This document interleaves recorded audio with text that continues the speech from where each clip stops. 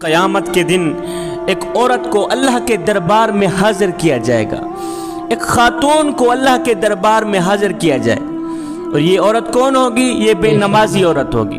اس کو اللہ کے حضور حاضر کیا جائے گا۔ جب اسے اللہ کے حضور حاضر کیا جائے گا تو اس سے پوچھا جائے گا کہ تو نے نماز کیوں نہ پڑھی، تو نے نماز کیوں چھوڑ دی، نماز کیوں نہ پڑھی۔ ہیلو دوستو، السلام علیکم ورحمۃ اللہ تعالی وبرکاتہ۔ کیسے ہیں آپ لوگ؟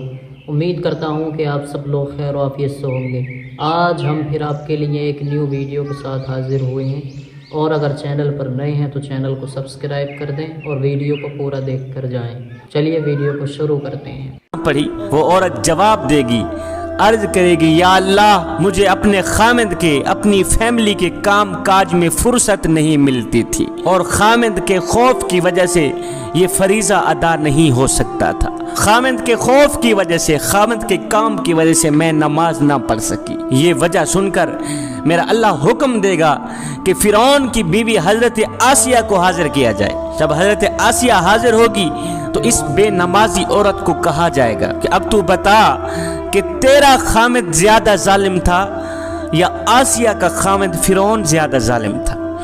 ہائے ہائے، مئی بتا، تیرا خامد زیادہ ظالم تھا یا آسیہ کا خامد زیادہ ظالم تھا؟ اللہ تعالیٰ فرمائے گا، دیکھو آسیہ ایک ظالم شخص کی بیوی تھی، ایک ظالم بادشاہ کی بیوی تھی، ایک ظالم شخص کی بیوی تھی، اور کیسی عبادت گزار تھی، کیسی متقی پرہیزگار تھی، کیسی میری محبوبہ تھی۔ اگر کسی خامد کا ظلم کسی کو نماز سے روکتا تو سب سے پہلے آسیہ کو روکتا، سب سے پہلے آسیہ نماز چھوڑ دیتی، سب سے پہلے آسیہ عبادت چھوڑ دیتی۔ اس کے بعد میرا اللہ فرمائے گا، اے بے نمازی عورت، خامد کا تیرا عذر غلط ہے، اور خامد کا عذر غلط ہے، تو خود غافل تھی، اور غفلت کی وجہ سے تو نے نماز نہ پڑھی، غفلت کی وجہ سے تو نے نماز کا دامن چھوڑ دیا، غفلت کی وجہ سے تو نے قرآن کا دامن چھوڑ دیا، غفلت کی وجہ سے تو نے میری عبادت کا دامن چھوڑ دیا۔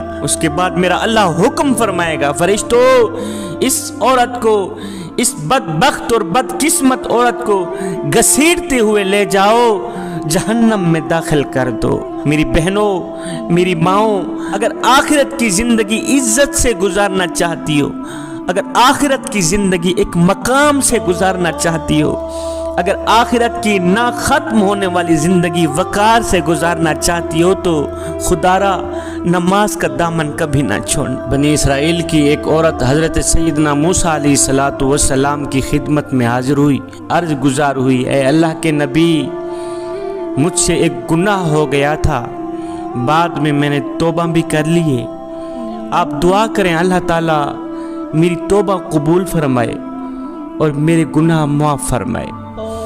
سیدنا موسیٰ علیہ السلام نے پوچھ ہی لیا، اے خاتون، تجھ سے کون سا ایسا گناہ ہوا ہے، کون سا ایسا گناہ ہوا ہے، کون سی ایسی غلطی ہوئی ہے، کون سی ایسی خطا ہوئی ہے جس کی دعا کرانے تو اتنے دور سے میرے پاس آئی ہے؟ وہ خاتون کہنے لگی، بنی اسرائیل کی عورت کہنے لگی، اے اللہ کے نبی، مجھ سے گناہ یہ ہوا تھا کہ میں نے زنا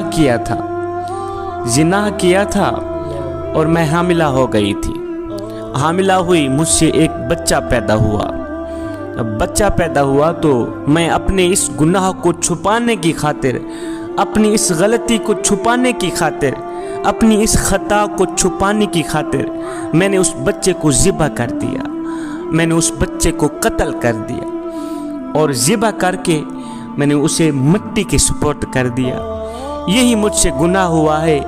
اے اللہ کے نبی، آپ دعا کریں اللہ تعالیٰ میری توبہ قبول فرمائے اور میرے گناہ معاف فرمائے۔ ہائے، اللہ کے نبی نے جب سنا کہ اس عورت نے زنا کیا ہے جس کے سبب ایک بچہ پیدا ہوا، اس عورت نے اپنے اس گناہ کو چھپانے کی خاطر اس معصوم بچے کو ذبح کر دیا، مار دیا، قتل کر دیا۔ ایک انسان کا قتل پوری انسانیت کا قتل ہے جوانو۔ موسیٰ علیہ السلام یہ سن کر جاہو جلال میں آ گئے۔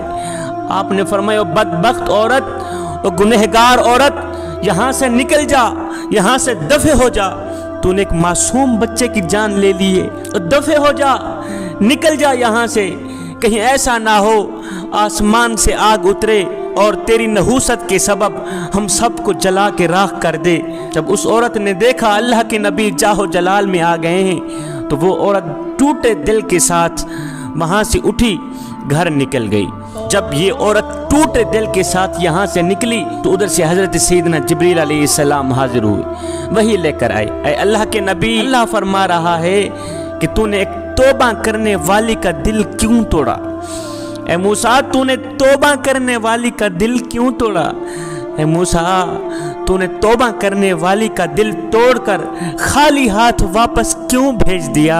क्या तूने भी उस औरत से ज्यादा बदतर गुनाह करने वाला कोई नहीं देखा? क्या तूने उस औरत से भी ज्यादा गुनाह करने वाला नहीं पाया आज तक? मूसा अलैहिस्सलातु वस्सलाम ने फरमाया, ए जिब्रील, क्या उस औरत से भी ज्यादा बदतर गुनाह करने वाला इस दुनिया में कोई रहता है? और क्या उस औरत से भी बदतर गुनाह करने वाला इस दुनिया में कोई और भी हो सकता है? ये सुनकर हजरत जिब्रील अलैहिस्सलाम ने अर्ज की, ऐ अल्लाह के नबी, जानबूझकर नमाज छोड़ने वाला, जानबूझकर नमाज छोड़ने वाला शख्स उस औरत से भी ज्यादा बदतर गुनाह करने वाला है।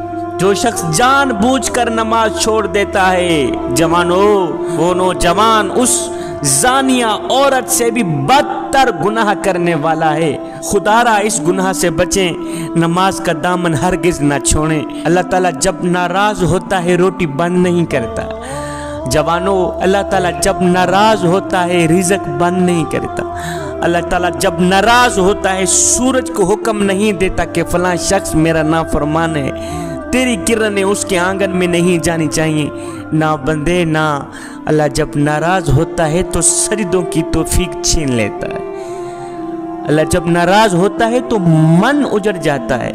उस सैयद को इतना तो बता दो, जिस बंदे का मन भी उजड़ जाए उसके पल्ले रहता है क्या है? ए बंदे, नमाज पढ़ इससे पहले कि तेरी नमाज पढ़ी जाए। वो एक सरदार था, एक गुलाम था।